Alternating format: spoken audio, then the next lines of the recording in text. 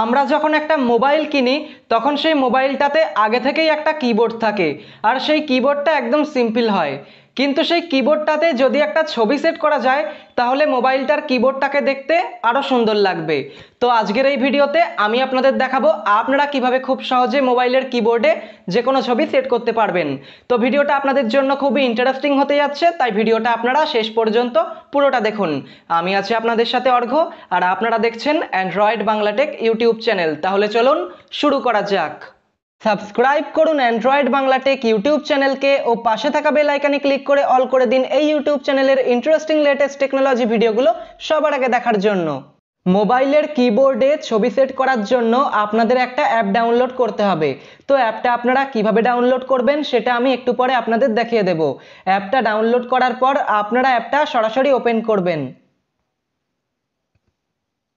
তারপর আপনারা enable এক্সপ্লোরিতে click করবেন।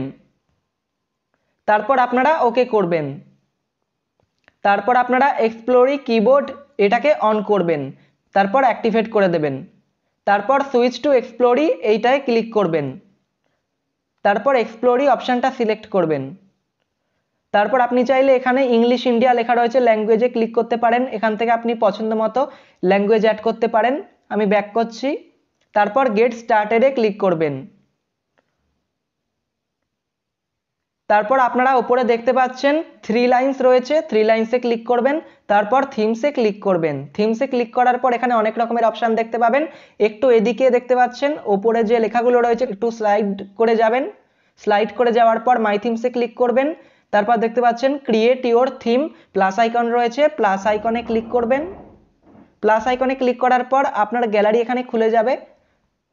তো আমি এখান থেকে আমার গ্যালারি থেকে একটা ফটো নিয়ে নিচ্ছি, যে ফটোটা আমি এই মোবাইলের কিবোর্ডে সেট করব। তো আমি এই ছবিটা নিয়ে নিলাম, তারপর টিক মার্ক করে দিচ্ছি। তারপর আপনারা চাইলে এখানে ব্রাইটনেসটাকে বাড়া কমা করতে পারেন এইভাবে। আমি ব্রাইটনেসটাকে 100% করে দিলাম।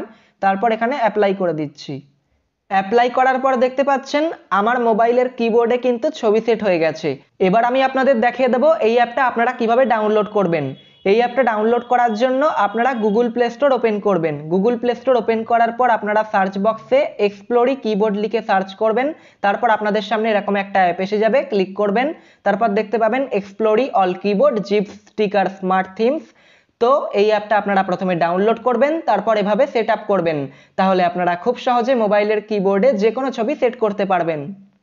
তো এই ছিল আজকের ভিডিওটা দেখার জন্য অসংখ্য ধন্যবাদ। ভিডিওটা ভালো লাগলে ভিডিওটা লাইক ও শেয়ার করে দেবেন।